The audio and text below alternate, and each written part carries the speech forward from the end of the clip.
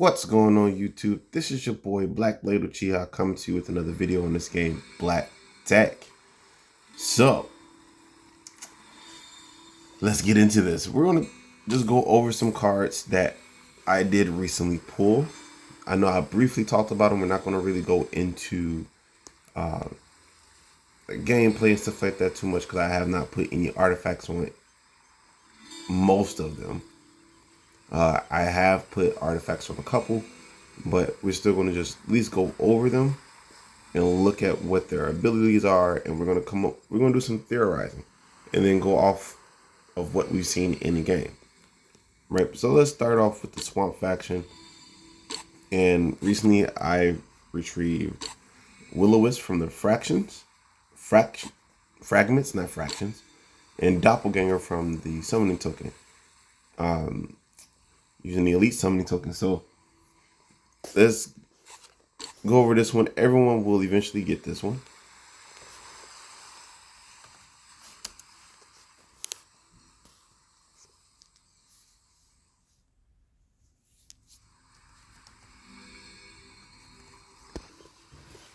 How you get the fragments for this card is through the campaign for the most part. And I can show you quickly, kind of, sort of. So down here, there's a little toolbar thing, and it shows you the fragments of cards that you're getting. And you do these little puzzle things, or you get enough of these puzzle pieces, and allows you to do a little makeshift battle. I can show that in a later video once I get to that point again. And it allows you to get fragments and whatnot.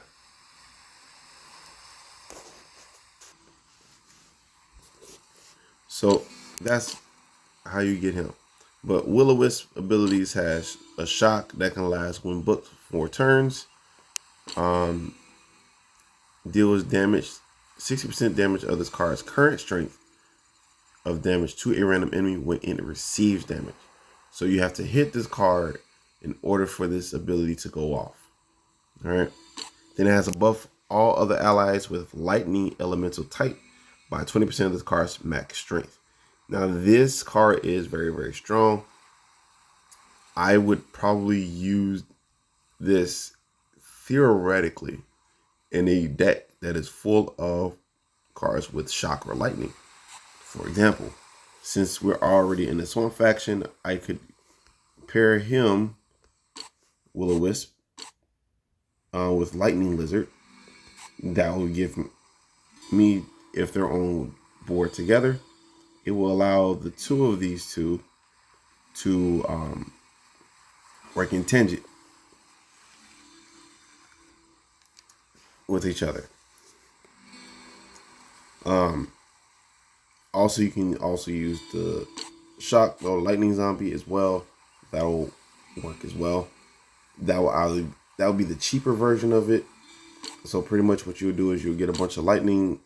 You'll summon a bunch of regular summoning tokens, or you go to the shop or what have you, and you get a bunch of lightning zombies, right? Or a couple of them. You know, just say a bunch, and you use some of them as food to level up the abilities, excuse me, or the ability, and then you just go. You do that for each of them that you're using, and that would be the cheapest way to get there. If you got there, he will be more expensive. The reason why I say that is because you're going to need books or extra copies of Lightning Lizard. Both are not very easy to come by. All right, so that's that. And then we got Doppelganger. So Doppelganger transforms itself into the attack card with 100% max strength from the attack card's stats on this card's level when it attacks. Whew. All right, and it can be booked up to 200%. You need 9 books to book that out. You need another 9 books to book this ability out. Buffs another random ally by 50% of this card's max strength when it dies. It can be booked up to 100%. All right, and then it also has a shield for itself. So if you don't remember, you see this card over here in Abysmal Vortex. Okay, just so you see it, he's right here, and there's several copies of this guy in Abysmal Vortex. 1, 2, 3, 4, 5, 6, 7, 8, 9, 10. Jeez. So there's 6 of those guys.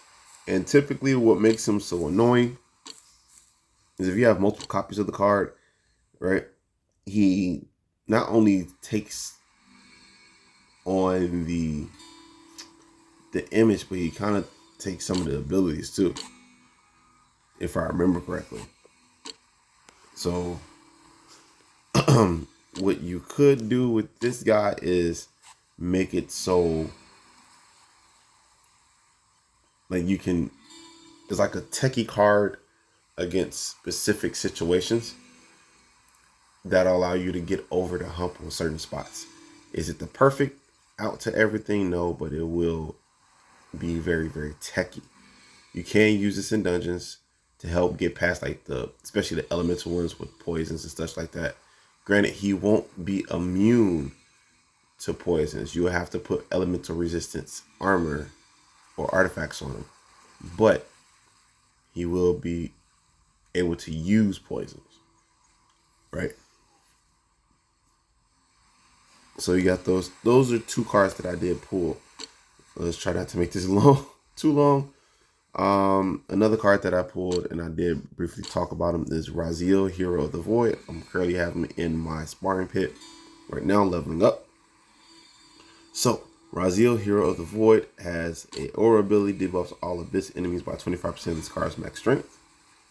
If you upgrade this card maxed out, he's at 17, 19. Usually anything with it hits multiple cards, regardless if it's a hero or not, they tend to be weaker base than cards that hit once. That's just how it is. So I have not kitted this guy out yet. I might put him in elemental armor. I might pull him in a frost and shock resistance. I don't know. He's already immune to fire. Excuse me. I might make it immune so he's immune to poisons. I don't know, but we'll see.